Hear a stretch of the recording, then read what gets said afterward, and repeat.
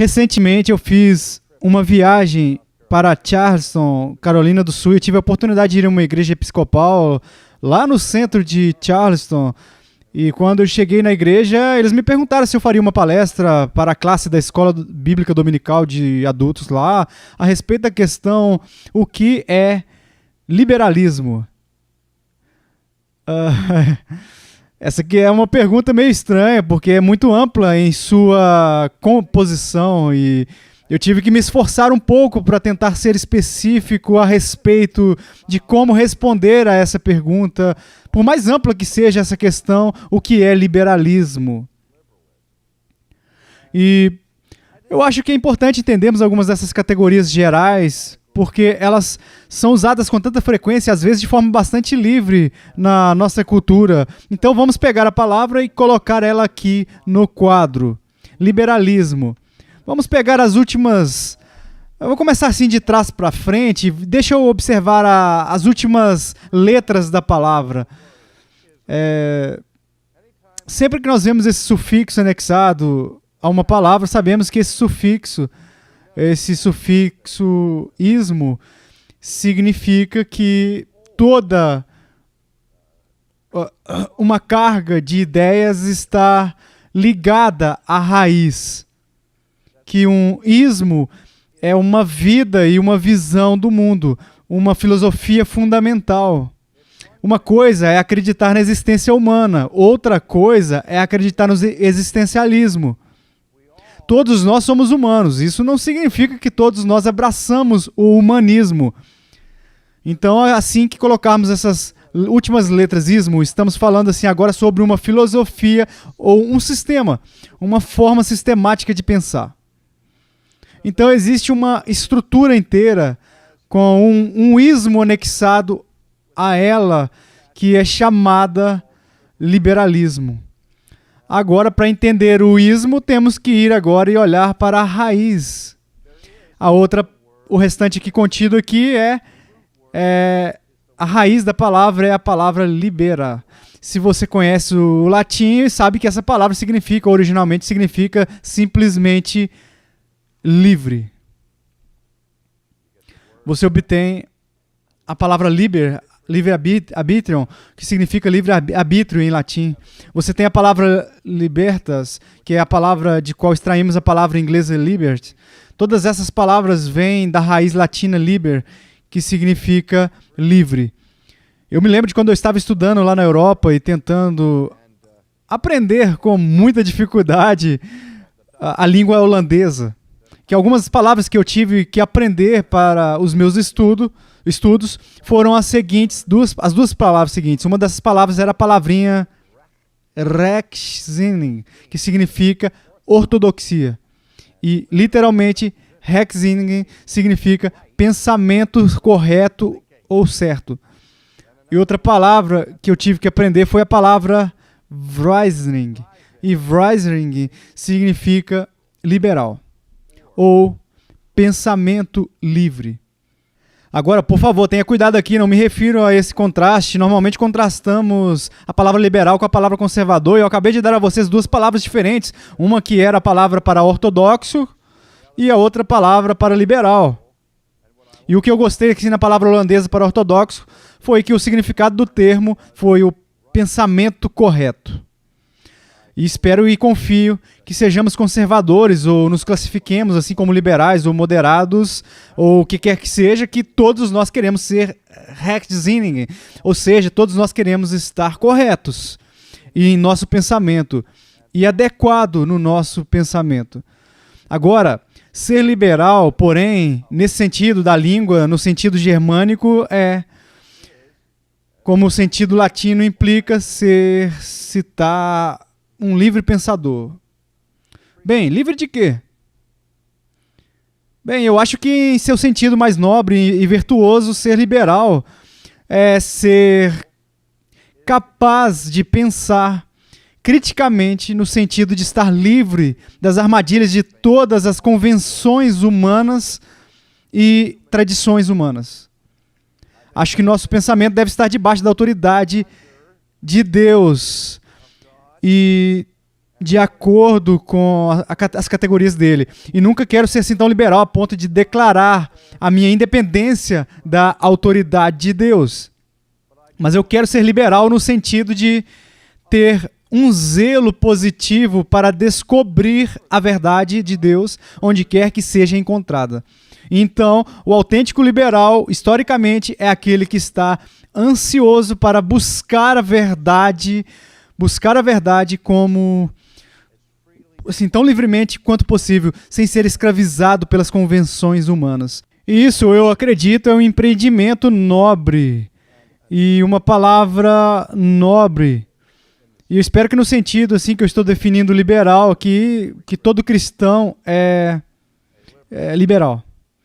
Às vezes, na nossa cultura, liberal é definido como estar completamente aberto para novas ideias, para estar com a mente aberta para novas convicções, para estar aberto para aprender novas verdades. E isso é o melhor de liberal. Eu espero que nenhum cristão seja liberal nesse sentido, porque essa não é uma busca rigorosa da verdade onde quer que seja encontrada. Isso é simplesmente ser tolo, intelectualmente tolo.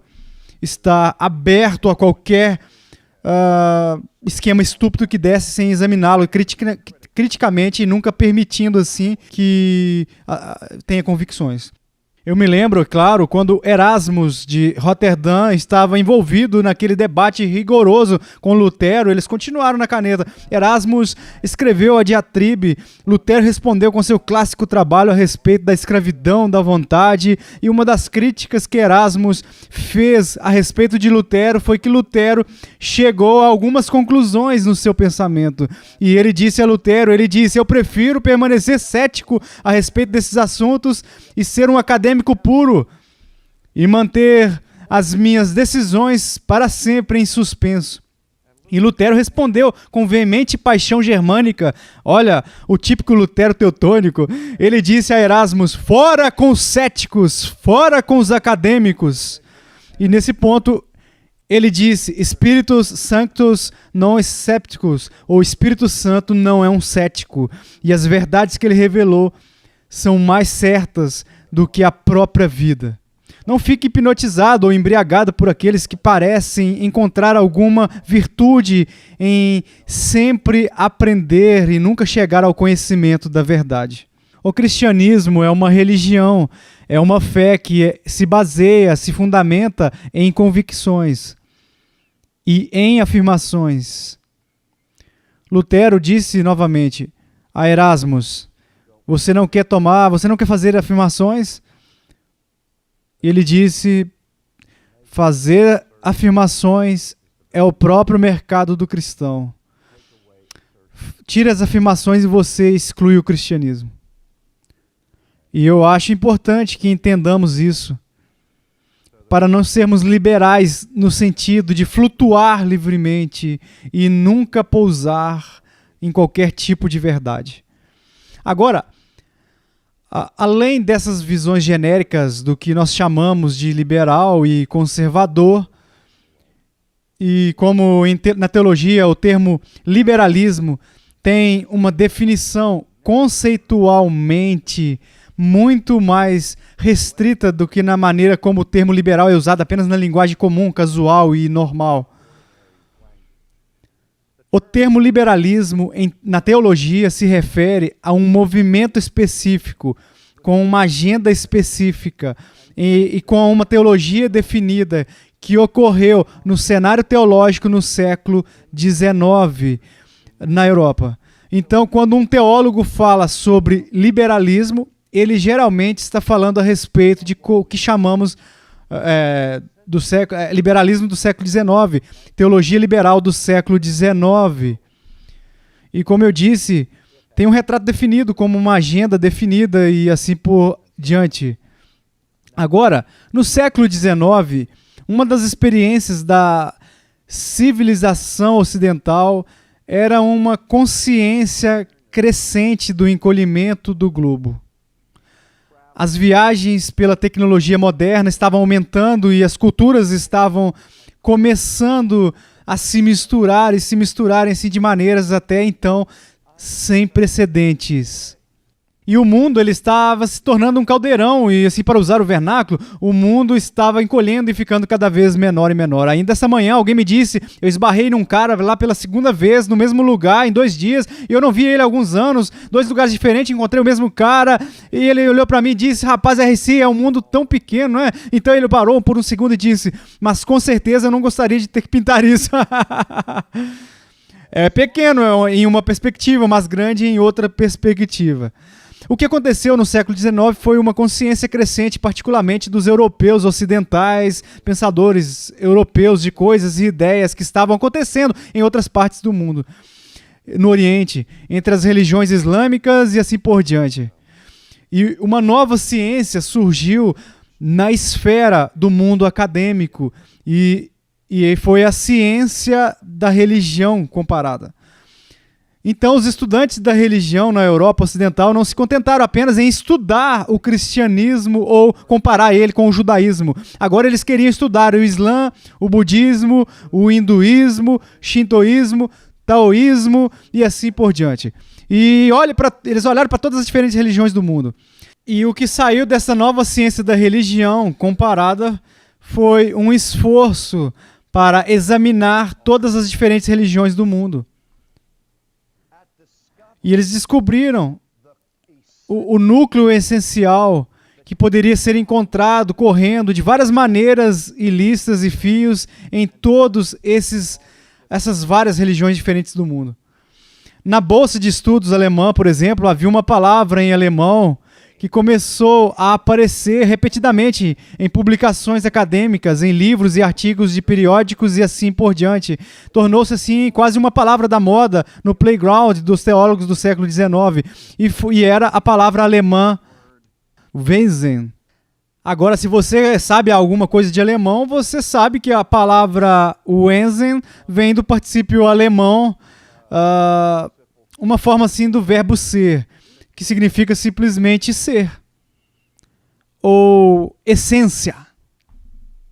E então você continuaria achando livros que examinavam a essência da religião, ou a essência da cristandade. Em um dos livros mais populares que saiu da Alemanha no século XIX, ele foi escrito por um grande historiador da igreja, um grande historiador do dogma, Adolf Arnack, que escreveu um livrinho de consumo popular chamado O que é o Cristianismo? O que é o cristianismo? Ou seja, qual é a sua essência? O que é isso? Agora, todo esse movimento na teologia alemã, na teologia liberal, tinha certos compromissos básicos, filosóficos e teologicamente. Aquela que é mais óbvia e mais evidente da teologia liberal do século XIX, no seu impulso, era fundamentalmente anti-sobrenatural na sua orientação. Ou seja, na busca de discernir a essência da religião. Era buscar ir além de mitos, lendas, sagas, que tipo assim de material que está contido em histórias religiosas e práticas de culto em diversas religiões do mundo, para ir além assim das histórias de milagres e anjos e nascimentos de virgens e morrer e deuses e tal, e ascensão e todo tipo de coisa, e chegar ao que você encontra lá no Islã, no budismo, no taoísmo e assim por diante. E a conclusão a que chegaram foi que no âmago de todas as religiões havia basicamente uma preocupação com a ética, com os valores, que todas as armadilhas da oração e os símbolos da redenção e a liturgia da salvação e todas essas coisas são de fato as externas, as negociáveis, assuntos periféricos que não são essenciais. O nascimento virginal não é a essência do cristianismo, a ressurreição não é a essência do cristianismo, a expiação de Jesus não é a essência do cristianismo. Essas coisas são parte das armadilhas primitivas da religião. Mas a essência do cristianismo é encontrada no ensino ético de Jesus, por exemplo, no Sermão do Monte. E Harnack chegou a essa conclusão. Ele disse que podemos reduzir o cristianismo ao seu núcleo. Seus dois conceitos fundamentais foram a paternidade universal de Deus e a fraternidade universal do homem. A paternidade universal de Deus, fraternidade universal do homem. Agora, uma das dimensões estranhas dessa redução do cristianismo, eu teria que dizer que era isso, que um reducionismo. Olha, uma redução indesculpável do cerne do cristianismo a este denominador comum mais simples. A ironia disso é que os dois conceitos centrais são dois conceitos que nem mesmo são encontrados. Eles sequer são encontrados no cristianismo bíblico. Agora, à luz do lugar em que nós estamos na cultura americana, pode ser chocante para um americano me ouvir dizer que a Bíblia não ensina a paternidade universal de Deus. E talvez ainda mais chocante me ouvir sugerir a vocês que a Bíblia não ensina a irmandade do homem universalmente. Quero dizer, quantas milhares de vezes na sua vida você já ouviu isso? Paternidade universal de Deus, fraternidade universal do homem, somos todos irmãos e irmãs e em breve. Não é a linguagem das Escrituras. Admito que em raras ocasiões há alusões a Deus como o progenitor supremo da raça humana. E é no sentido de que ele é o progenitor, o criador de todos, todo mundo. Nesse sentido, há um sentido em que ele poderia ser chamado de pai de todas as pessoas. Quando Paulo diz aos céticos gregos no Areópago, em Mars Hill, em Atenas, ele disse, como alguns de seus próprios poetas disseram, somos todos seus descendentes. O apóstolo Paulo ali reconhece uma ligação com isso, aquele sentimento, mas atribui ao sentimento a um filósofo pagão, não a Moisés. Agora, a razão pela qual eu trabalho, o ponto é esse, que nas Escrituras, quando a Bíblia normalmente fala da paternidade de Deus, fala de um conceito muito mais estreito, muito mais distinto e muito mais precioso do que simplesmente ser uma criatura que vive no planeta Terra.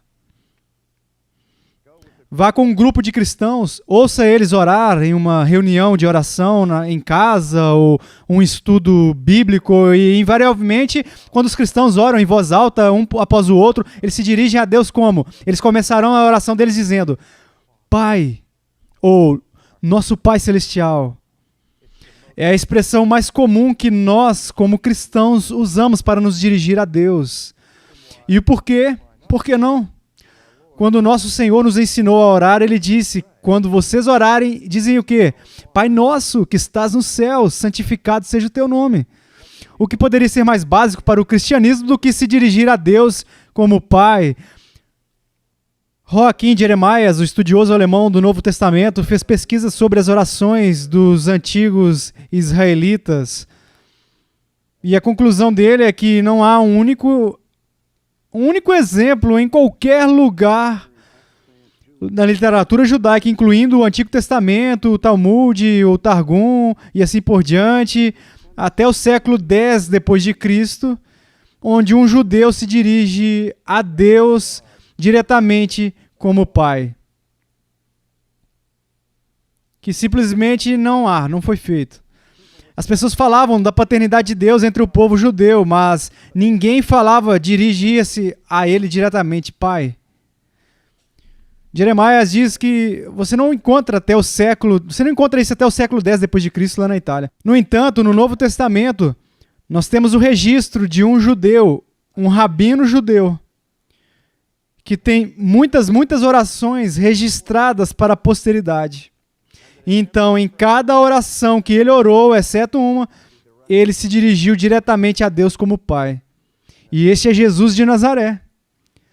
E o que Jeremias demonstra é que o uso que Jesus fez do termo Pai para Deus foi uma inovação radical, completamente inédita na liturgia judaica.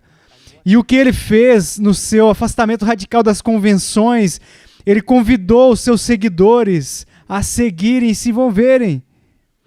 Porque o que Jesus ensina sobre a raça humana é que, por natureza, não somos as crianças de Deus, filhos de Deus. Essa foi a disputa que o nosso Senhor teve com os fariseus. Eles pensavam que só porque eles nasceram judeus, eles eram filhos de Abraão, eles eram então, portanto, os filhos de Deus. Jesus disse, eu conheço o pai de vocês, é o diabo. Deus pode levantar filhos de Abraão dessas pedras, porque o que Jesus faz é definir a filiação em termos de obediência a Deus. E porque não somos obedientes por natureza a Deus, somos por natureza filhos da ira. O Novo Testamento nos ensina isso, e não universalmente filhos do Pai.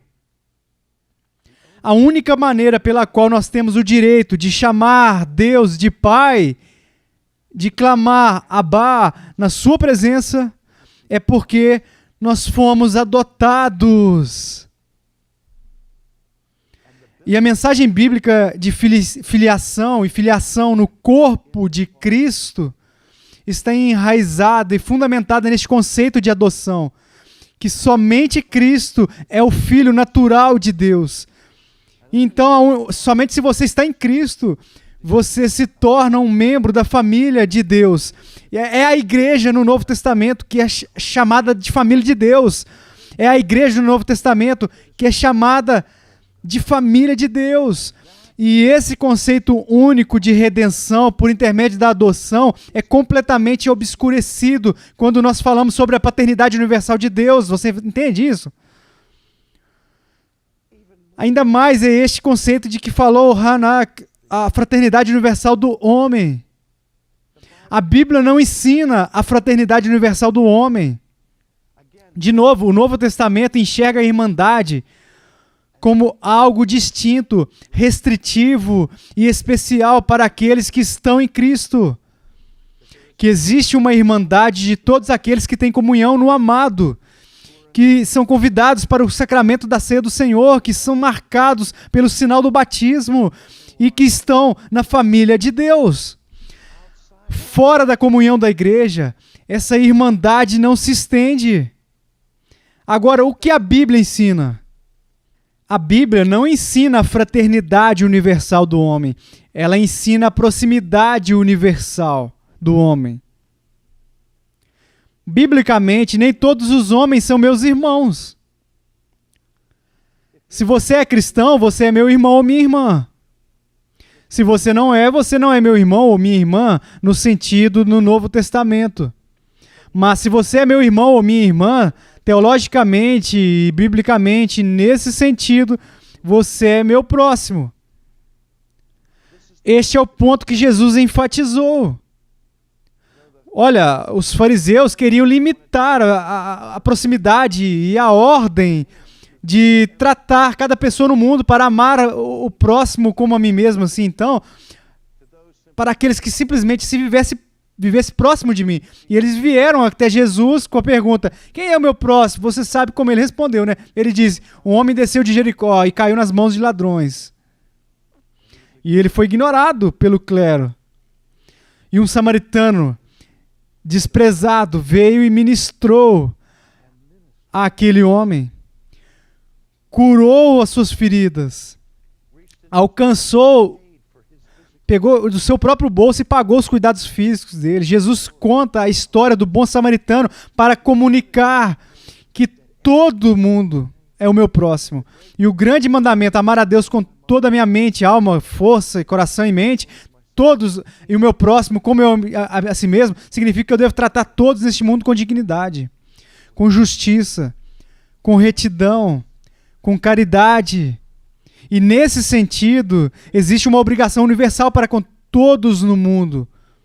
Mas é o próximo, não fraternidade. Você entende o que eu quero dizer aqui? Agora, a segunda coisa que eu quero dizer a respeito do liberalismo do século XIX é que provocou uma reação extenuante na história da igreja, especialmente nos Estados Unidos. E a reação foi o chamado fundamentalismo. E originalmente, a resposta fundamentalista ao liberalismo foi uma resposta do clássico Bolsa de Estudos Cristã. Hoje, na nossa cultura e no jargão religioso, o fundamentalismo tende a comunicar a ideia daquilo que é anti-intelectual, legalista, simplista e primitivo.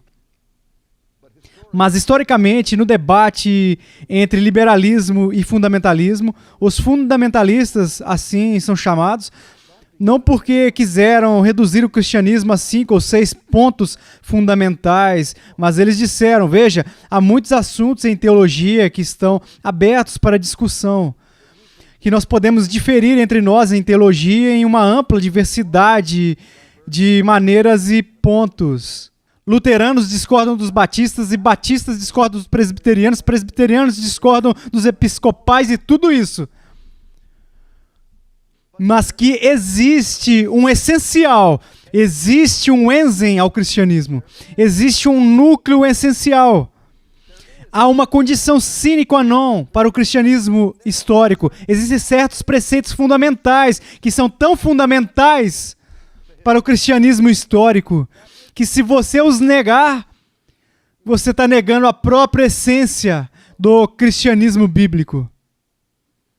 E o que o fundamentalismo pretendia fazer no final do século XIX e no início do século XX era explicitar certos preceitos e princípios fundamentais que são inegociáveis do cristianismo. Declarações como a ressurreição de Cristo. Você nega a ressurreição de Cristo como um evento sobrenatural, você nega o cristianismo. Se você busca construir o cristianismo à parte sem a ressurreição, você vai ter uma religião, você vai ter isso, você vai ter um sistema ético interessante, mas o que você tem não é histórico e nem cristianismo bíblico. Você está entendendo o que eu estou dizendo neste momento? Essa foi a mensagem do chamado fundamentalista, ou o estudioso conservador, na virada do século. Benjamin Orfield, de Princeton, naquela época, disse que os liberais do século XIX, ele disse o seguinte, a teologia não rejeitou meros assuntos periféricos, mas princípios fundamentais como a encarnação, a expiação e a ressurreição. E Orfield disse que se você negocia a ressurreição, você negocia o cristianismo. Então, essa era uma questão mortal, uma das divisões mais significativas na história da luta da igreja cristã. A guerra entre o cristianismo histórico e o liberalismo do século XIX como um movimento. O que estava em jogo era a autoridade das Escrituras e os credos básicos da igreja. Deixa eu dizer que tem sido dito por historiadores da igreja que, historicamente, existem apenas 3 tipos genéricos de teologias. Existem vários distintivos sectários e semelhantes, mas 3 formas genéricas de teologia. Uma que nós chamaríamos de pelagiana. A segunda forma que chamaríamos de semi-pelagiano. E na terceira chamaríamos de agostiniano. Isso remonta a um debate que graçou no século IV entre um monge do nome de Pelágio que acreditava que a expiação de Cristo não era necessária para a redenção humana, e o grande teólogo Agostinho. E semi-pelagianismo, é claro, refere-se a uma espécie de posição de compromisso entre os dois.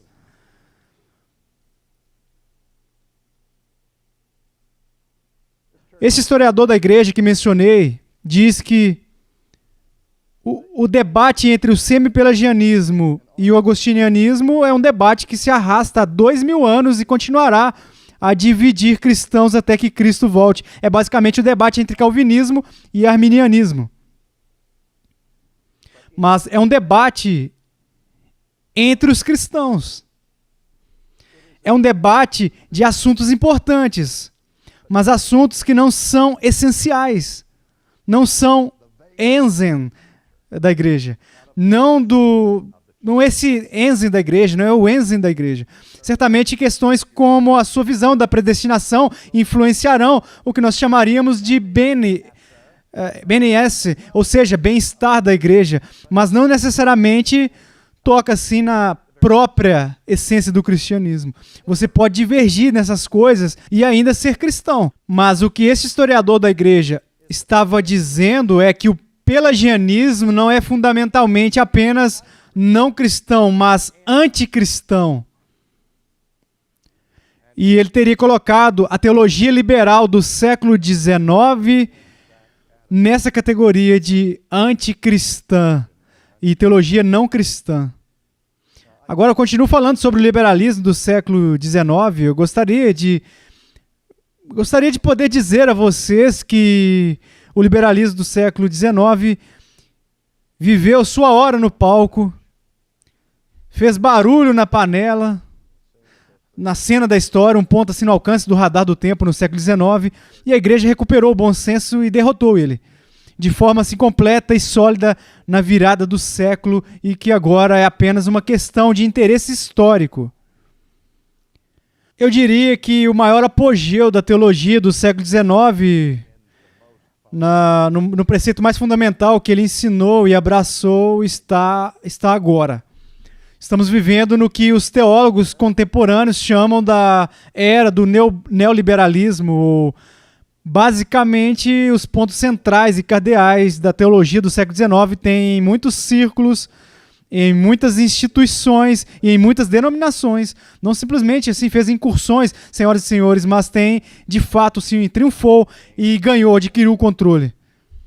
E onde nos seminários, e em muitos casos, as chamadas faculdades cristãs, há uma atitude de hostilidade externa ao cristianismo clássico pela doutrina da expiação de Cristo. Ela é abertamente ridicularizada. Nós temos assistido aos acontecimentos na revista Time deste grupo de estudiosos do Novo Testamento, estudiosos que decidiram que 95% das declarações atribuídas a Jesus pelos escritores do Novo Testamento são tecidos puros da sua imaginação criativa. Você está entendendo o que está acontecendo? Vocês viram isso? Vocês leram isso? Rudolf Bultmann, um dos mais importantes estudiosos do Novo Testamento do século XX, tem sido assim descrito frequentemente como um neoliberal. Escreveu no seu pequeno livro Kerygma and Myth que ninguém pode viver no século XX e fazer uso de conveniências modernas como a eletricidade, a lâmpada, o fonógrafo, a televisão, a medicina moderna, a tecnologia moderna, a energia atômica, e ainda acreditar em um mundo onde anjos aparecem para virgens e falam sobre bebês nascerem sem relação sexual e de onde vem um cadáver que vai para a sepultura e volta a ser vivo depois de 3 dias. Se o cristianismo do Novo Testamento vai falar ao homem moderno, de acordo com Bultmann, deve ser reformulado, deve ser revisado. Devemos chegar à Bíblia com o que ele chama de um certo um entendimento prévio, assim, onde tomamos sistemas filosóficos modernos como os dos alemão Heidegger e chegamos ao texto das Escrituras há 2000 anos e fazemos perguntas existenciais e obtemos respostas existenciais para nos ajudar em nossa busca moderna, mas não acreditamos seriamente nas afirmações da verdade da Sagrada Escritura. Emil Brunner, o teólogo suíço que de forma alguma era ortodoxo, escreveu um livro que foi importante neste debate, na versão do século XX, intitulada Das Middler, ou em inglês, O Mediador, no qual fez um exame técnico e acadêmico, examinando assim a obra mediadora de Jesus de acordo com o Novo Testamento. E neste trabalho, o professor Brunner discutiu o ensino da teologia liberal. E ele foi muito franco na avaliação dele. Ele disse que poderia, ou seja, Brunner poderia reduzir a força da teologia liberal do século XIX e XX para uma palavra: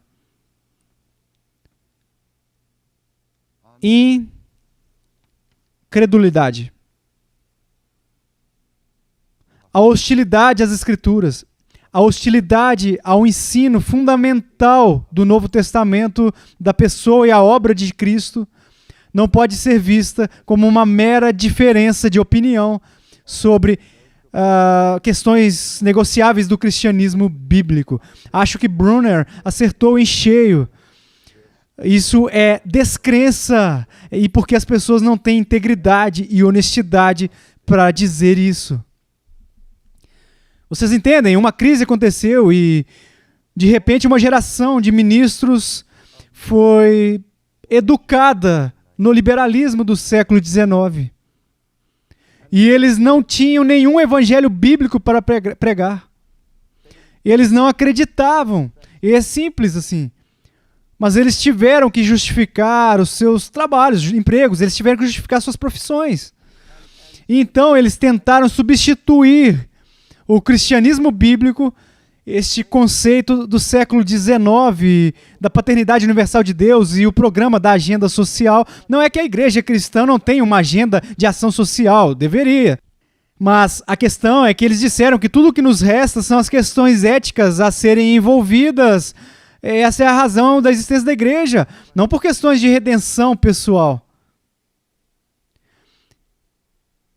Eles tinham um enorme investimento em propriedades e dinheiro em edifícios chamados igrejas e instituições.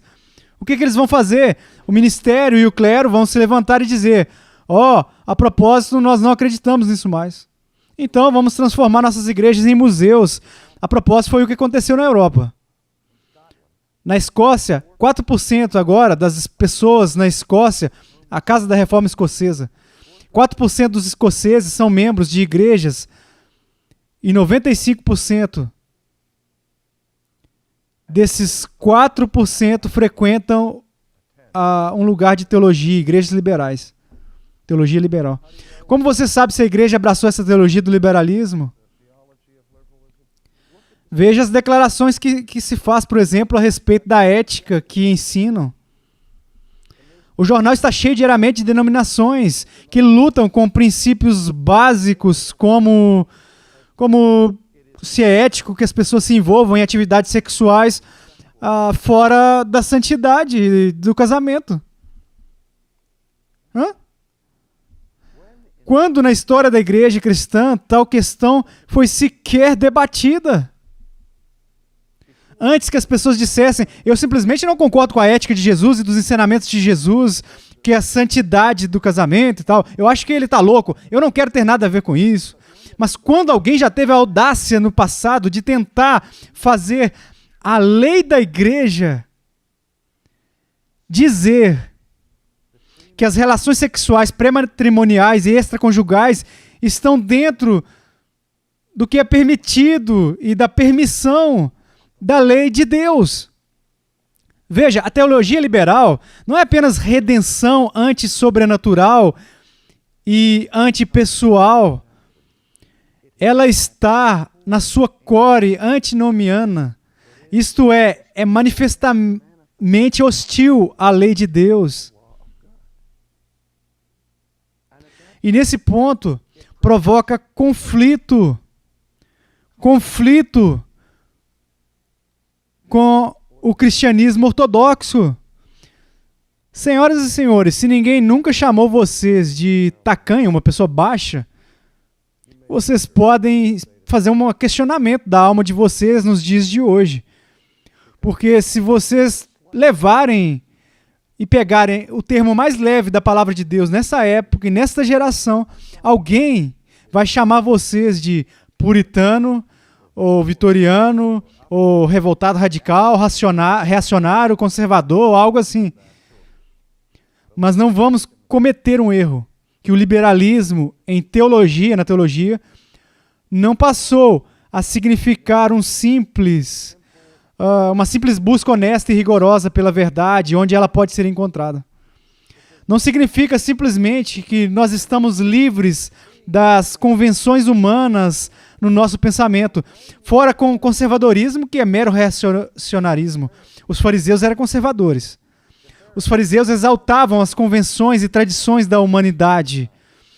Esse tipo de conservadorismo sempre deve ser suspeito na igreja.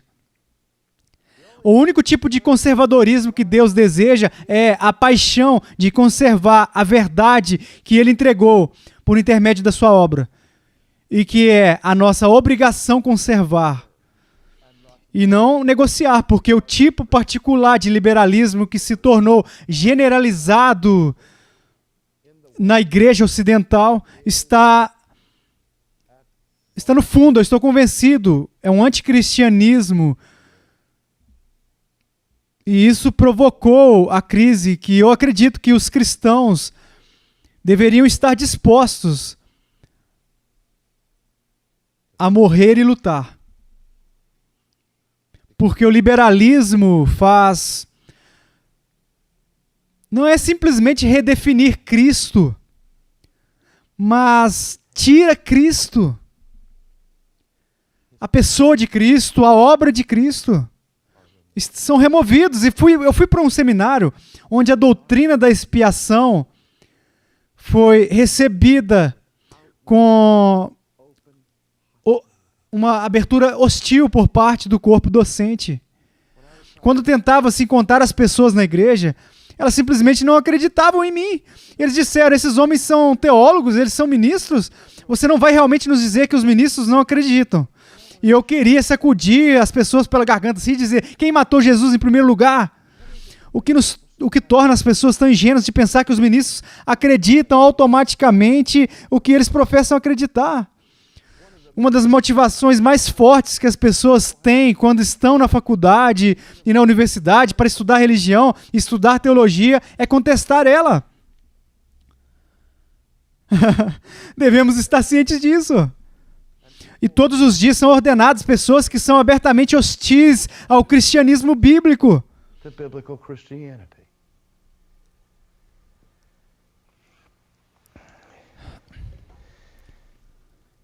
O liberalismo dos séculos XIX e XX afirma ter uma ligação com o cristianismo histórico.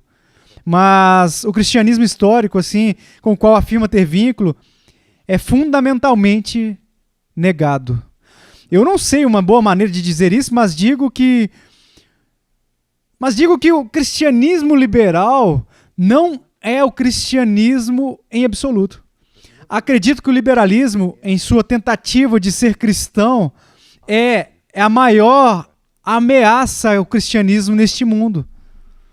É muito mais fácil lidar com o paganismo porque o paganismo se declara pelo que ele é aquilo ali, pronto. Mas o problema com o liberalismo na igreja é que ele afirma que é cristão. Ele busca persuadir as pessoas de que o que está sendo ensinado é, na verdade, o cristianismo, quando é a antítese do cristianismo. E se ainda não vimos isso, me pergunto se algum dia teremos consciência disso. A boa notícia é, e eu vou encerrar, é que eu acho que culturalmente, nacionalmente e internacionalmente, o mundo está acordando para a falência do liberalismo. Quando eu era estudante no seminário, os 5 maiores seminários dos Estados Unidos, em termos assim de alunos, em inscrições, eram todos assim seminários liberais. Hoje, os 5 maiores seminários dos Estados Unidos são todos conservadores e evangélicos.